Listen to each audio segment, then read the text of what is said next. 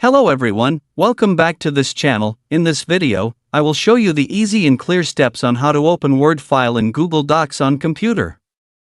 So how to open Word file in Google Docs on computer?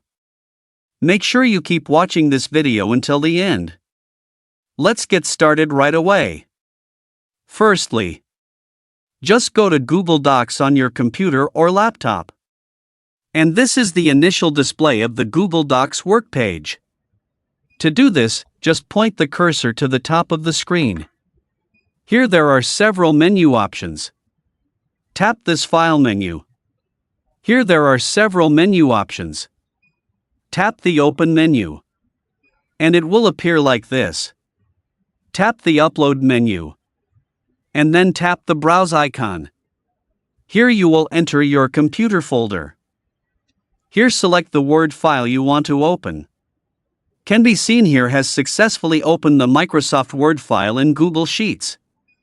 This feature allows users to open Word files in Google Docs on their computers to view, edit, and save them directly to Google Drive.